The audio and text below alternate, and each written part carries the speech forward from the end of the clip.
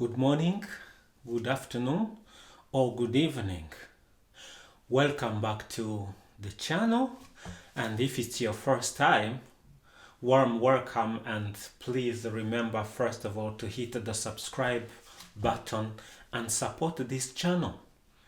So, as you know, in this channel we talk about theory and practice related to finance or mathematics. And because, as you know, I like to say that in theory things are beautiful, and in practice things are serious and fun. So in today's video we are going to have fun but also being serious. So that's why you have seen in the title below, it's the third episode of our challenge from 1 to 1 million challenge.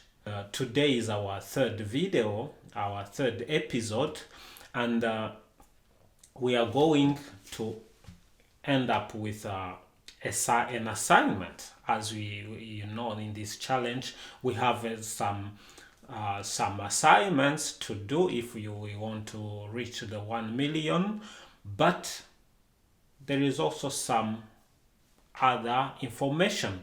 That's why I want to start by answering two questions related to our previous videos. The first one is from someone who asked me if we can represent differently a time series. So I would like to show you how we can also represent time series. So in these examples we had in the previous videos, we had 4 examples. I'm going to use the same examples but representing the same information, the same data differently. So let's have a look. Okay, now we can see in our first example, we remember in the previous video we had a time series representing the number of patients in 2 weeks. So the number of patients recorded in a new clinic on the first day, as you remember, we have 5 patients, on the second day 3. So this information in the table is the same information here below in this figure. In this figure, as you can see, we have represented the same information using a curve where we have here on this axis, the horizontal one, we have the number of days. So 2 weeks we have 14 days, 1 up to 14, and the number of patients, as you can see, they vary between 3 is the minimum, up to I think 15, and as you can see here we have 3 up to 15. And for example, on the day 1, Monday, week 1, 5 patients, it's here. Then on the second day we go to 3. On the third day we jump to 6 here.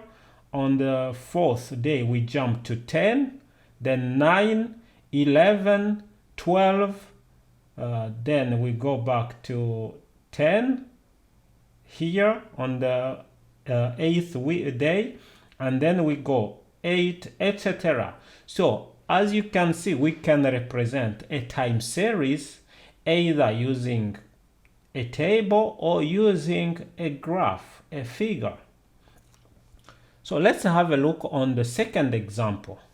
And the second example also, we remember it was the earnings in US dollars per hour from someone. He was recording how much dollars he was making per hour.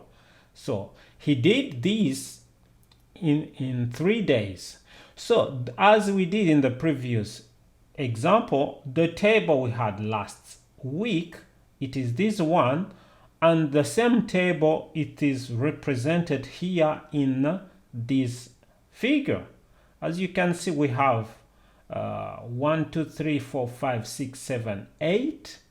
So this 8 times 3, that is 24. That's why here it's from 1 up to 24. But even if we didn't grade all of the numbers, but it's 24, the last hour, for example, at 5 p.m., day 3, he earned $1, which is here, 1.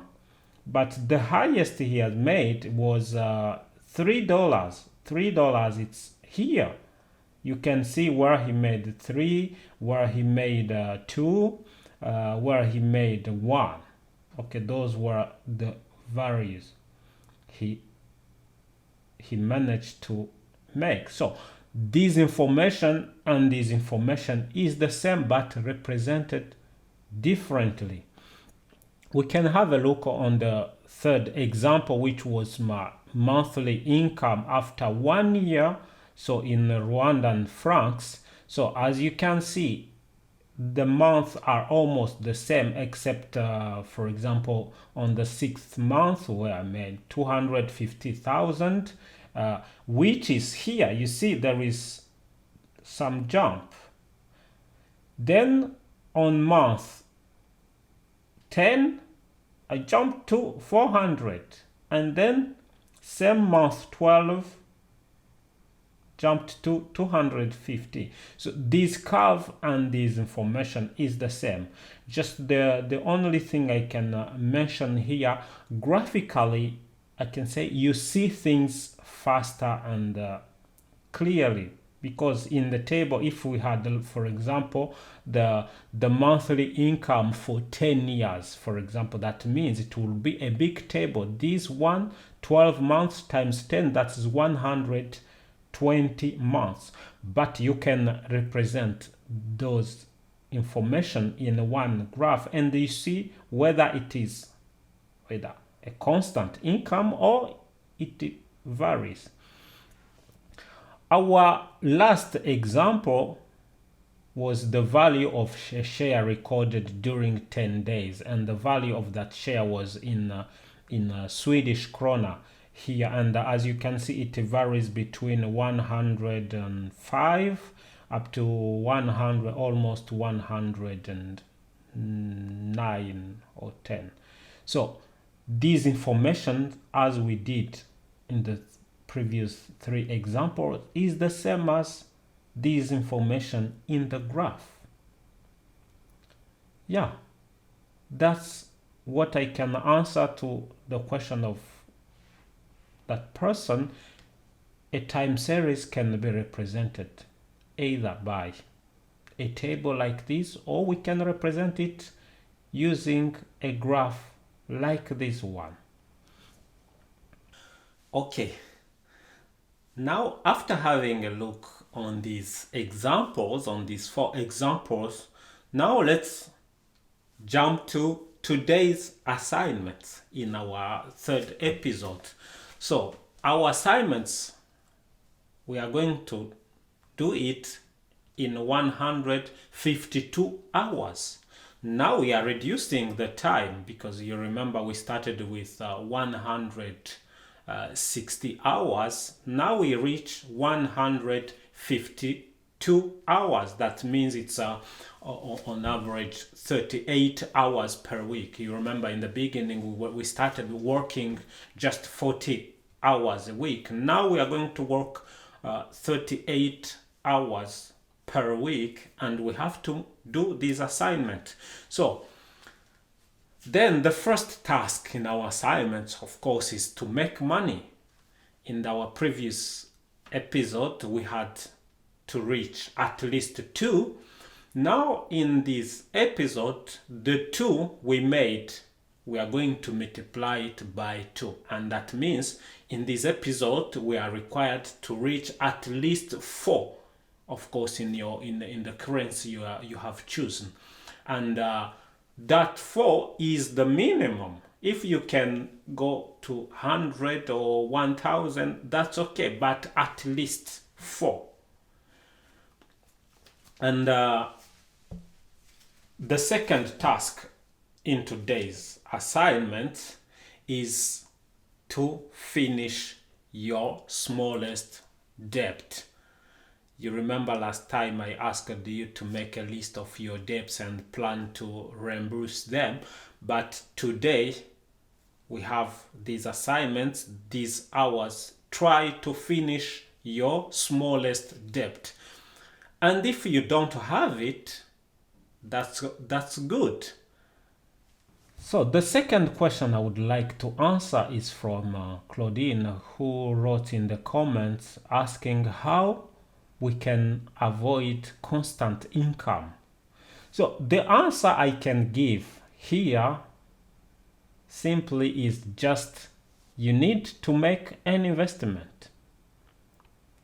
Because often when you are working for someone else, so you have a job, you work for others, you have a fixed income. If you don't have some extra, maybe let's say part-time things you do, so of course you will end up with a constant, a fixed monthly income. So if you don't want that, you need to make an investment. Now you jump to the third task, which is to start an investment. Let's now start an investment, either having a look on two basic things. Think on one business you can start and start it. Don't be afraid. I told you the goal, my wish is you to change the mindset. So start a business. If not, if you think you can't start really a business, jump to what I call the lazy assets.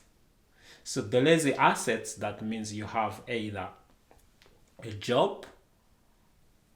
So don't use all the money you are making. We have seen in our time series, so often we don't have 100% constant monthly income. Sometimes you make something extra.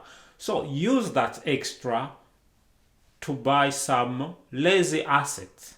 The lazy assets, it's my term, but it's for example, you buy, you put that money in a savings account, or you buy some bonds. So I will talk in another video about savings accounts, how they work, or bonds. But those I call them lazy assets because they have interest which is fixed, and you put your money there, you can sleep, and there will be some kind of interest which is often is small, but you are sure that you will get it. So that is our third task, and I hope you are going to do it. And please, I want to hear what you have done in the comment section below. Please go there and tell me what you are doing in your challenge, what you are if it is working or not. On my side, it works. I will give you some details maybe after the sixth episode, but you will see how it works. And yeah, I conclude today's video here, and once again I wish you love and money. Don't forget to subscribe to the channel, and see you next time.